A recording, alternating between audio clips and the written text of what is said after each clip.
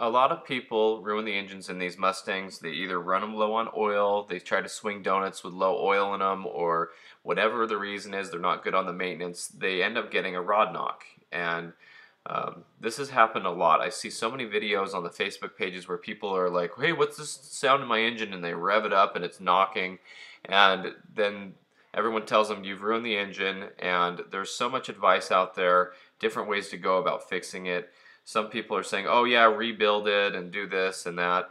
And if you want to rebuild the engine and make it more powerful and put internals in it and all that stuff, then that's one way to go about it. But most people just want a replacement engine in their Mustang. And if you go to a wrecking yard, they're going to charge you a lot more money for a Mustang engine than they are for a Crown Victoria or a Grand Marquis engine. Even a bad head gasket is something that I believe is too much work, too much money to repair compared to just buying the whole engine out of a Crown Victoria, Grand Marquis, an F-150, any of the modular engines that are the PI head engines, and we'll get into that in a second here. For example, I had this '02 Mustang GT and it had a blown head gasket, and I started tearing it apart. I bought the head bolt kit, I bought the head gaskets, I bought everything for it, and it was several $100s, and I realized it would have been a lot easier to go ahead and just buy a whole nother engine. So I actually did that. I abandoned the whole rebuild project and I picked up the whole engine for $250. Now, over the years, I've replaced several of these 4.6 liters into Mustangs, and I've picked them up from as low as $180 each up to just over $1,000. And the ones that were $1,000 were engines that were really low mile, nice engines from a wrecking yard. You can buy these engines from people on Craigslist, and you know, it can go into even getting them out of a car that's running. You can buy a whole Crown Vic that's been smashed up and destroyed and get the engine out of it. Now, sometimes getting rid of the car is difficult because junkyards don't want to take cars that don't have engines sometimes. So I've noticed a lot of time people will blow a head gasket or they'll have a rod knock and they'll say, I want to rebuild the engine, and they just want something stock in there, but it costs so much to rebuild it, you might as well just replace it. And as long as it's a good running engine with no problems, there's a lot of things you don't have to do, like reset the timing, mess with timing chains, you know, head gaskets, all this stuff that can go wrong with building an engine. Unless you really want to rebuild the engine, I think it's just easier to get one out of a Crown Victoria or a Marquis or an F-150 and go from there because you have the whole thing running. It's just so much easier than having to mess with a whole engine rebuild. And some people might want to take off the timing cover and do new timing tensioners and guides and things while they're in there, and that's okay. But something that needs to be said about this is the 2001 or mid-year 2001 Crown Vics and newer, I believe they made them till 2012, were all the PI head engines. So if you're doing this swap into a 99 to 04 Mustang GT, you want to have an engine out of a later '01 to 2012 Crown Vic, Grand Marquis. And if you want to do it out of an F-150, you need to look up the range of those engines. I've never done an F-150 engine, but I've heard that sometimes the timing cover is different, and if you're going to go into all that trouble and you don't want to take off the timing cover and redo the tensioners and guides and all that stuff, then I would stick to the cars. Now, the nice thing about getting one of these PI engines out of a Crown Vic or a Grand Marquis is that these cars are usually just idled around town by little old ladies going to the grocery store. A lot of times these engines have never seen anything close to redline, and they've just kind of idled around and they've been real easy on. The bearings are all nice inside, the timing chains are nice because they haven't been banging them off the rev limiter like Mustang engines that you might pick up somewhere.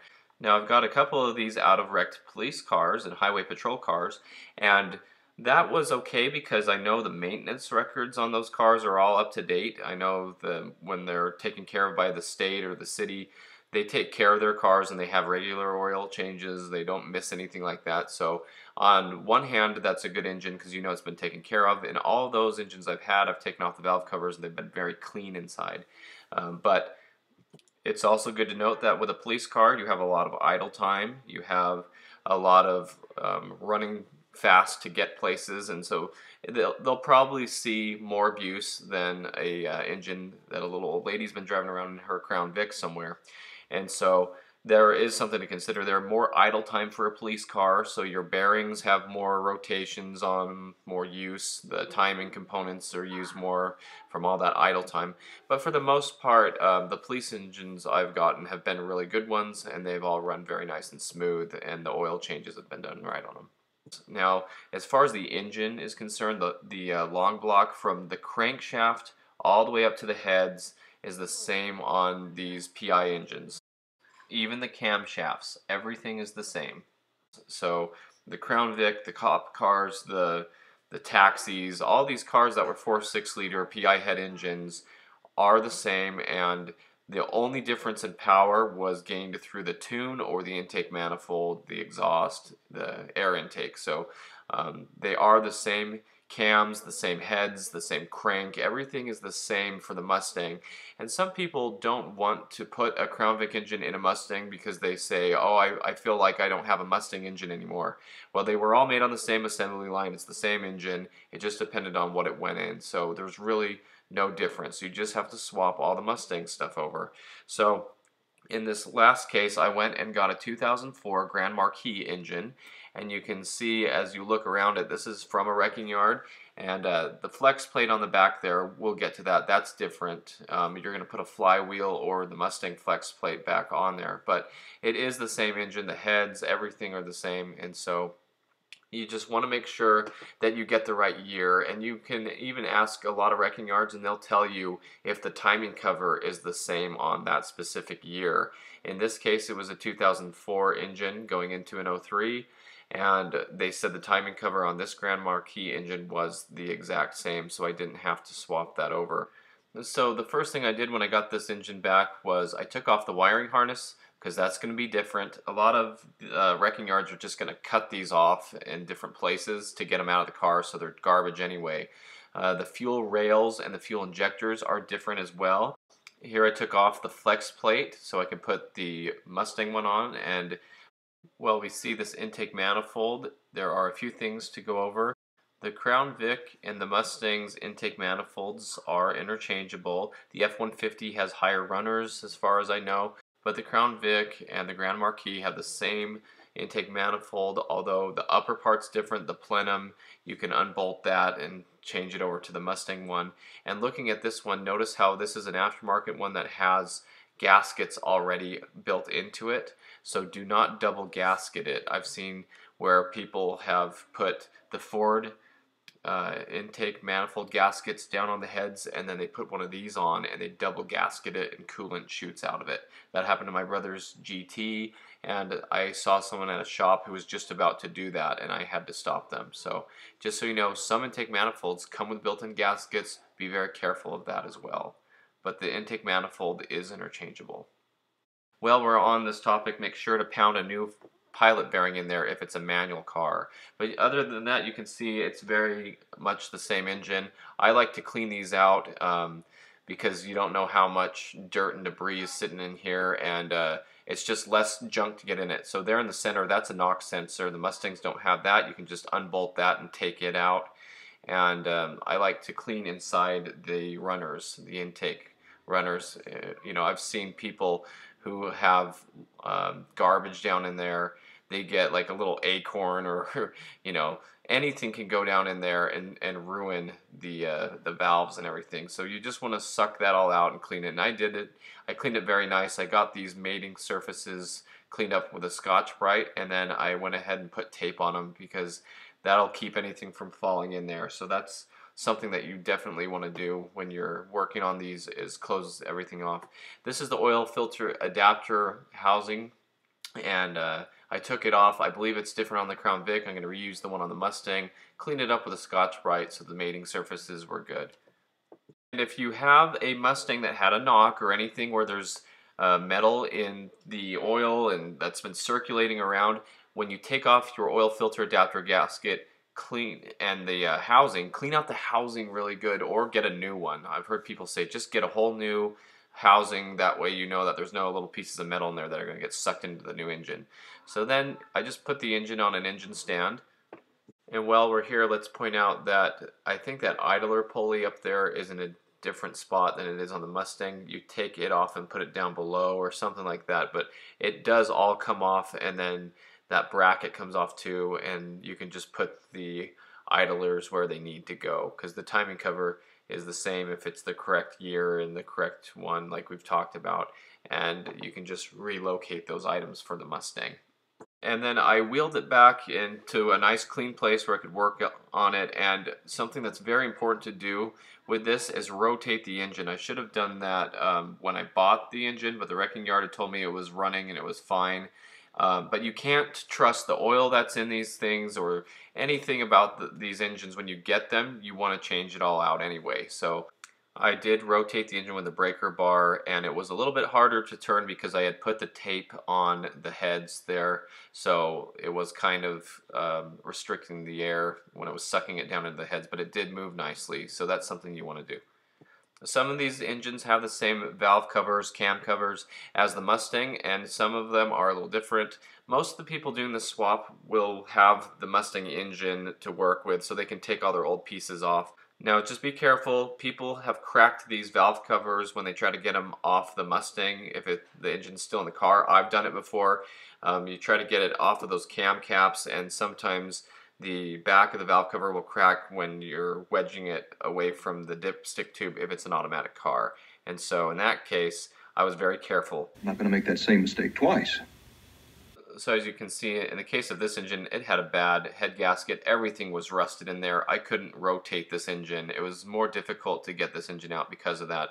But I did remove the valve covers and got all the Mustang pieces off of this engine. Even the tube that goes down in the center for the heater core, you'll see that later. But look at this. Look how much water came out of this engine. The person kept putting water into the radiator, and the engine was consuming it into the crankcase. And every time I took off one of those valve cover bolts, it hissed and shot pressurized water at me. And this is how much water was actually coming out. Holy cow. This was all the water before it even started to get any of the oil. And so like I said earlier, a lot of these engines have problems with rod knock or head gaskets. As long as you keep the right amount of coolant in these and the oil level topped off, usually these engines will last for a very long time. So that's just something to consider. Take good care of your engine. Make sure that you have all the fluids topped off all the time and the maintenance done on time, and usually you'll be okay. And this is a reason why, in this case, you could not just do new head gaskets on this car. This car was trashed. It was sitting a long time with water in the cylinders. And so as you can see, it was such a better choice to buy a complete engine that was running and not have to go through trying to rebuild this or take the block somewhere to get it all bored out and clean. And that's not even going to help in this case because the heads were trashed on this car. If you see over here, the heads were off the car, and now you can see that the back side of them was all destroyed, and there was even a bad spark plug hole on here that had been busted out, and they tried to tap it and put it back in. So you really have a lot to gain by getting a whole engine as long as it's a good one. See, there's the spark plug hole that's all shattered and busted at the bottom of it, and those pieces might have even fallen into the engine. So we're not done with the heads yet. We need to take off the exhaust manifolds. Here, looking at the heads, you can see how terrible they were, and over here you'll see the broken spark plug threads on this one. So the whole casting's messed up. That would have been a nightmare. So from what I saw when I took off these exhaust manifolds, the gaskets had the same part number. But look, these needed to come off anyway, so you can clean that out with a wire brush, which is what I did. But anyway, the exhaust manifolds needed to come off the Mustang, and I kept the EGR tube on there, and these heads still had some good things on them, like the exhaust studs. Sometimes when you take the manifolds off, the bolt comes off, and sometimes the whole stud comes with it. So I made sure to keep all the gaskets, which you can reuse or pretty easily, but if they're in good shape, but you might as well just buy new ones. And this is a 5mm socket that I used to unthread the studs for the exhaust so that I'd have extra ones, and I did end up using those, but here's the 5mm. So I have reused the exhaust manifold gaskets in the past, and as long as they're in good shape, they're okay. But if you want to make sure you totally avoid a leak or anything, just get all new gaskets. So the next thing that I wanted to go over was the oil pickup tube. These are different from the 4 valves. They are different from the Crown Vic, especially the Crown Vic. Mustang Lifestyle swapped a Vic engine into the turbo bullet, and they did not change this tube over. And the way the Vic tube sits in the oil pan of the Mustang, it basically smashed and suffocated the pickup against the oil pan, and it starved the engine of oil, and they ruined that brand new engine. So in this case, I also like to look in here and make sure the screen is clear. In this case, there was a piece of one of the timing guides that had broken off and chunked away, and it got sucked up into the pickup. Luckily there's a screen there, but see, here's a little piece of plastic that was inside here. Now you also want to clean these out really good. I use brake parts cleaner in case it had any metal shavings or pieces inside. And the 4-valve tube is different than the 2-valve. So here side by side you can see the diameter on the one on the right. That is for a 4-valve. See, it has this extra baffle flange. Not sure if this is like a windage issue or whatever, but the 4-valve one is different, and you can see the screen opening is different on the 4-valve one. I have a 4-valve one in my Bullet, but it has an MMR high output engine, and so it also has the bigger oil pump, I believe. So I just wanted to keep things simple and just reuse the one that came in the Mustang. That's your best bet. So if you don't want to buy a new one of these, you can try cleaning it out as long as there's no metal shavings or debris or anything in it. So now take off the oil pan. This is the Crown Vic oil pan. It needs to come off. The bolts that hold the oil pan, I believe, were the same. So you'll have some extra hardware, and that's nice to have around. But definitely this is the time to replace the gasket for the oil pan so that you don't have any leaks. It's so much easier to do it when it's like this on an engine stand instead of when it's in the car having to drop the K-member, all that nonsense. But you can see the inside of this pan is a lot different than the Mustang. Do not use this pan. Get it as far away as the car as you can, or go sell it to a Crown Vic enthusiast, one of Cletus's friends or something, because this is definitely something you do not want to put back on the car and have that issue. So it's a great time to inspect the engine, and in this case what I did was I looked down in there with a flashlight. I was able to check out all of the timing components and chains. Everything looked really good. I could see that none of the pieces of the guides were broken off or anything, and it's a really good time to be looking in your engine. I did compare the pickup tube here for the Mustang, the one that's in my hand, compared to the Crown Vic, and they are in a different location. They have different bends to them. You can see the Vic one is more shallow to accommodate that pan, so make sure to swap that over. And this is a good time to go around and clean the mating surfaces of the gasket and the block. Just get it nice and clean. You can use a light Scotch-Brite and some brake cleaner or whatever. Just don't mar it up or pry the oil pan off and gouge it, because you do not want to have an oil leak from this. So now it's time to remove the Crown Vic oil pickup tube. There are 2 bolts that hold it on and an O-ring. Be careful not to drop any of the bolts down into the engine or any pieces of that O-ring. Of course, I should recommend using a new O-ring. A lot of times I've taken the old one off and it was in great shape and it seemed fine, so I've reused them before, but for peace of mind, reuse the O-ring. Now, there are the 2 bolts on the oil pump there, but there is one more I forgot to mention back by the head of the pickup. The next thing to swap over is the dipstick tube for the oil. Make sure that you seat it right too, and I put some RTV on it to where it goes into the block. But you can see here the length is different, the bend is different, and the Mustang one comes up a little higher as well. You can see right here how much higher the one is on the Mustang. The Crown Vic one is shorter, and I've had a swap before where I left that on there and it was okay. It was just harder to check the oil. It was harder to get to that dipstick handle from there. But yeah, here's getting the old one out and making sure to put, there was an O-ring there, see. But I put RTV on it and it's been fine. So here you can see when I'm reinstalling it with the black Permatex. It's the oil resistant kind there in my hand. The O-ring was okay, and I think I even put a little bit of engine oil on it to help it slide in better, but I put RTV all here so it wouldn't leak out. And when you put that in, You just have to line it up and wiggle it back and forth and get it in there. And it was kind of a press fit. It was actually a lot more difficult to shove it in there than I thought it was going to be, but it went in there nice, and I knew that it had a tight fit. And there is a little bolt that you bolt it to the head there to keep it in place, and so that helps a lot, especially like I said, while the engine is on a stand and the exhaust is off the car. So here is the oil filter adapter for the Crown Vic. This one's got to come off. It is a different shape. It's just not the right piece. And the gasket there, these leak a lot. People have coolant leaks or oil leaks because both oil and coolant pass through here on this part of the block. So replace that with the new gasket. I went to Ford and got a brand new one, and they said this is actually a revised one that fits the 4-valve and the 2-valve, if I remember correctly, and it should be the same for every Mustang. It has a nice metal piece on it instead of plastic like the old ones that would crack like this one. So here, when you take them off, you can check and see if the holes line up, because I've done that before. They do look to be about the same. Just verify things when you put them on the car. You can see there's a few little differences, but this is the one that Ford gave me. And so you clean the mating surface.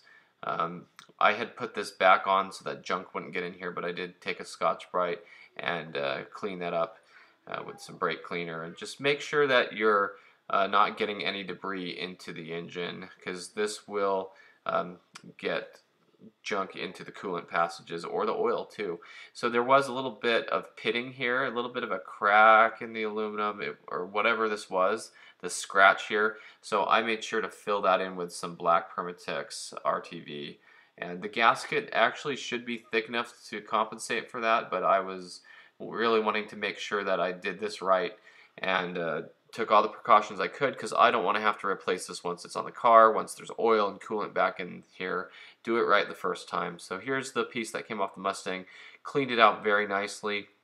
Like I said, you could have oil with metal shavings in here if the car had a rod knock, or you could have gross coolant in there if there was a head gasket issue. So just clean it up nicely and install it back on there with the gasket. Now, I believe the oil pressure sending unit was a little bit different, or it was damaged or something on this engine I got, so I went ahead and took it off, and I put some black RTV on the threads and made sure that this went in nicely. My friend's Terminator Cobra actually had the prongs for the plug on the inside crack, and it was spewing oil out of the inside of the plug, so something to be aware of. It's just always good to look everything over and make sure that nothing's damaged.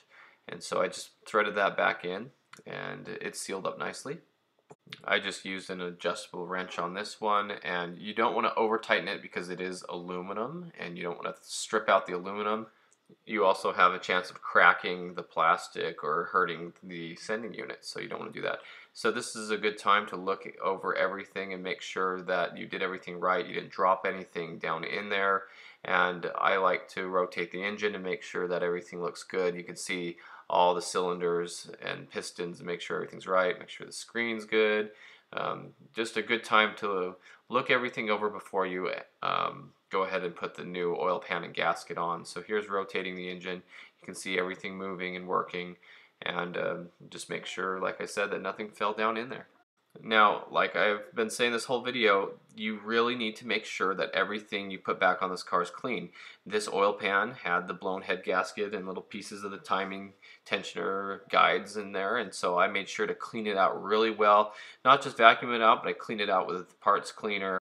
It's just a lot of work to go through to find out that there was something down in this oil pan. You know, anything could be in here. You just want to make sure that everything's clean and cleaned out. So here's the new oil pan gasket. It went on just right. I don't use extra RTV. I've done that before where I used RTV and the gasket, and it just made it leak. So if you have the surface areas of the pan and the block nice and clean, usually you shouldn't have any issues. I did put a little dab of Permatex on the mating surface between the timing cover and the block. So right here I smeared some black oil resistant RTV on here. just to make sure that I wouldn't get any leaks there. And I did on the back of the engine as well, where the dog house, as I call it, the the plate on the back that goes around the crank and the rear main seal is. So once that was all on there, I then put the new gasket on. I was actually test fitting the other one. I had two different ones to choose from. And so once that was all on, then I could very carefully put the oil pan back on and make sure that you put the bolts in nice and snug and then go around it and torque them to sequence. There's a sequence in the Ford manual or the Haynes manual. You can even Google a lot of these nowadays and find out the torque specs and sequence to put these in. But you do not want to over tighten these as well. Let me make that clear, because you see here I'm using a torque wrench, and the reason you want to make sure that you don't over tighten them is because it will bend the pan, it will ruin the seal. So then, of course, I cleaned up the mating surfaces for the exhaust, and I sucked anything out that might have fallen in there. So I also like to clean the side of the block, make sure nothing's going to fall down in there. It's just exhaust, it'll blow it out. But anyway, I just like to clean things up when I'm working on them. But here are the new gaskets I used. You could have reused the old ones, like I said, if they're in good shape. I kept all the hardware in this bag of cookies. I'd like to reuse that. But here's the studs. See, I kept some of those studs like I was talking about, and I ended up needing to use quite a few of them. I think all the studs on this side came out. So yes, put the exhaust manifolds from the Mustang back on, because you're not going to be happy when you put the whole engine in and find out that the manifolds are wrong. So I had used some simple green, and I cleaned up these valve covers. I put them in a tote here and cleaned them out really nice. I did get new valve cover gaskets, and it came with the new grommets to put around each of the bolts as well, so that's just something to consider. But you can see there's a cracked piece on the breather there on the valve cover, so I couldn't reuse this valve cover. It needed to come off, and I thought it was a good time to replace it anyway and put the new gaskets in there. It's so much easier when it's out of the car. I know a lot of people want to save money and they don't want to replace certain things, but this is so much easier to replace these right now. And this is also a great time to get the valve cover off and look at the condition of the new engine you bought and make sure that everything in there is nice. In this case, it looked very clean, very nice. You can see these are aftermarket valve cover gaskets on here, so somebody else has already replaced these once. And looking over everything looked great. The cam caps looked like all the bolts were torqued down. I could look down there and see more of the timing guides and things. And so here's the grommets I was talking about. They have these little rubber pieces. They're actually seals, so you want to make sure to use all those or replace them again.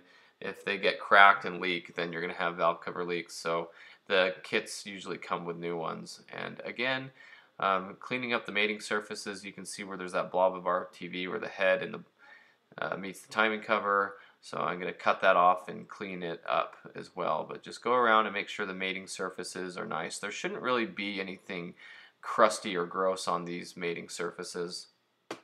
This is a great time to rotate the engine and see how the cams are working, make sure all the valve springs are working, that none of them are broken. This is a good time to mention that when you rotate the engine like this, the tensioners are not hydraulically full at this point, and so you'll have it easy to turn and then it'll go loose, and it'll go easy and loose, and there'll be slop in the chains, and that's not because the tensioners are bad or the guides are bad. It's just because they need oil pressure to operate correctly. So don't be alarmed if it seems like it rotates a little bit weird, kind of harder to rotate and then smoother. But you can see the cam position sensor there. It reads off that cam gear notch. So now we're going to clean off this surface area so that the new valve covers don't leak. The timing cover to the head there has a little bit of a seal, so you can see the other timing cover has seals as well, but there's this chunk of RTV right here from the factory that you want to cut it off. Don't let it fall down in the engine. Cut it off and then smooth that out with a Scotch-Brite and put some RTV on it like I did on the oil pan on the lower side. So here you can see I've reused a lot of these, and it's a metal piece with a rubber grommet like we talked about, and that will keep it from leaking oil. You do want to replace these. I've seen people where they just put the metal part back in, but I put them all into a cup here with some simple green, and these are the new gaskets. See, for those valve covers. Some people look at this and say, I don't need all those, and they'll throw them away. But usually the kits come with them. But I put all those pieces in there and cleaned them with simple green just to make them all nice and make sure that they're going to seal properly. Because if they're all gunked up and then you put the new seal on, there's a chance that it won't seal against the valve cover right. So I did that. I just put them in a cup and shook them up and cleaned them up, and that worked out nicely. I also cleaned the inside of the valve covers. I had cleaned the outside like I talked about, and I noticed the inside was pretty dirty. You really want to clean this up and get them nice. Make sure there's no junk or anything in there, because like I said, you never know if there's metal shavings or pieces of plastic or anything in there. So now I found it easier to put the valve cover gaskets in, and then you take these metal pieces that we were talking about for the bolts or guides or whatever they are, and then took the new gaskets that have the pointy part up top, because those are going to go down into the valve cover, and just wedged them all on.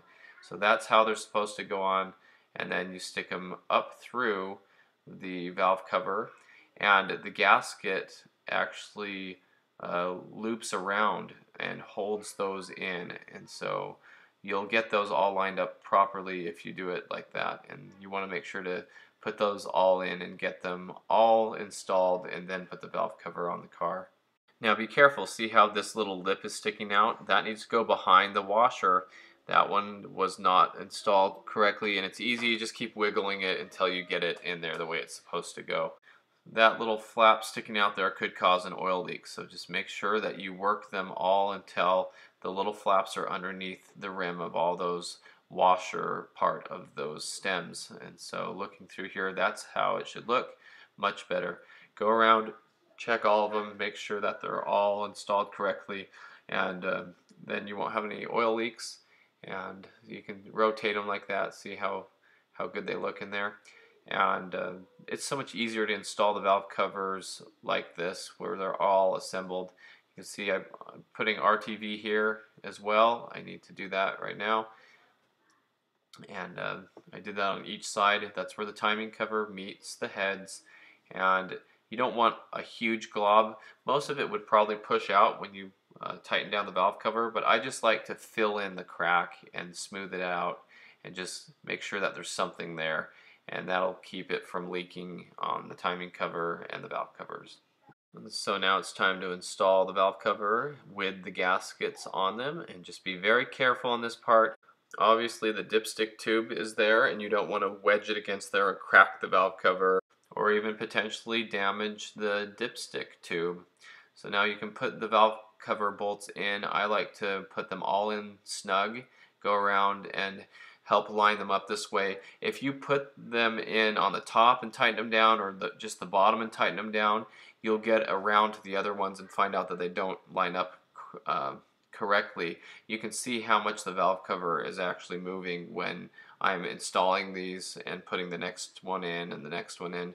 There is quite a bit of movement there, so make sure you start all the bolts first before you snug any of them down. I like to go to the center and the edges first and just make sure that everything's lining up right. Obviously you go back with a torque wrench and you torque them to spec, but I just like to go first hand tight, make sure they're all snug, and do the crisscross pattern.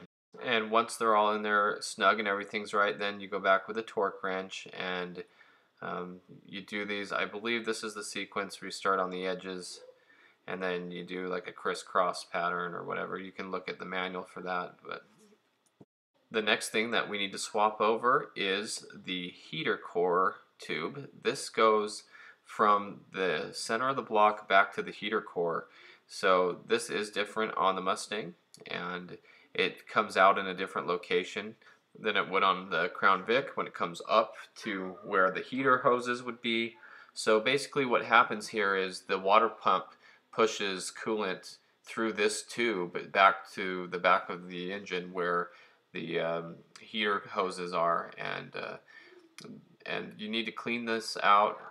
I did, obviously, with some WD-40, make sure that I got everything out of here, and then washed it out with water until it came out a lot better. Just got the junk out of it. And so here, when you look on the block, there's where it goes on. Right here, there are 2 O-rings. I recommend replacing those 2 O-rings, and just make sure that you're careful as you put this on that you don't tear those O-rings. You might put some soapy water or maybe even some oil on there to help lube it on, just whatever you choose. But here's where it goes onto the back of the block. There's a ring here for it, so make sure that you do that before you put the engine in the car. Obviously, it's a lot easier to do it now. So looking here, there's a knock sensor, and people get worried. They say, oh, well, what's that doing there? If I take it out, is there going to be a hole or a leak or anything? There's nothing there. It's just a knock sensor. You can take this out, unthread it, and get rid of it. The motor mounts are next, or the engine mounts, whatever you want to call them. These go on here, and they are different from the Crown Vic than they are for the Mustang. So now it's ready to go back and get mated with the transmission if you choose to do it that way. Something worth mentioning is if it's an automatic car, I believe the torque converter is also different. The Flexplate is for sure, and I know that people have put these all back together and they find out the starter isn't going to work with that Flexplate and things. So make sure to get this torque converter all the way in, because you can rock it back and forth and it looks like it's in, but it goes in a lot deeper than you think. It still even goes in deeper than this. If it's flush on the sides of the bell housing, then it's not right, and you'll have a hard time fighting it to get it in. So basically that's it. The engine is ready to go.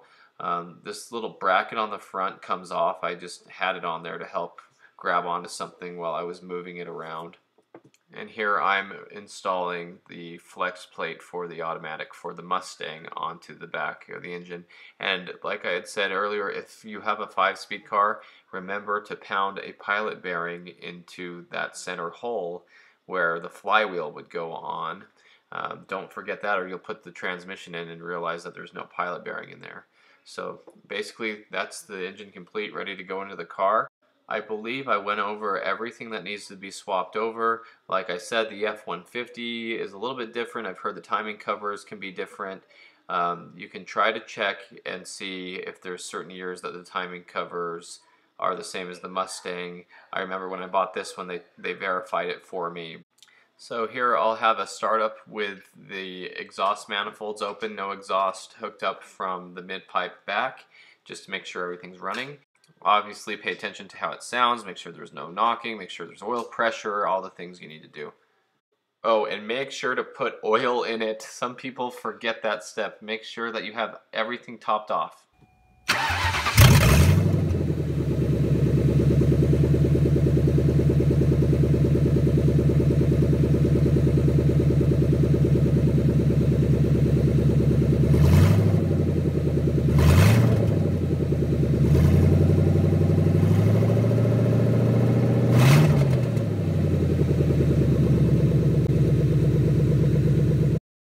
So here's a little walk around of the car with it running. I'll start it up and you can see there's no smoke or anything that blows out of it. Very nice. Of course, a little condensation, but no problems with this engine.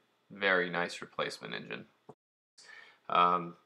And just so you know, this is how the car looks now with the side scoops painted and everything. When I bought it, it looked a lot worse. It was really ugly. The wheels were ugly, the scoops were dumb, so I put some premium wheels on it, new engine. Anyway, side note.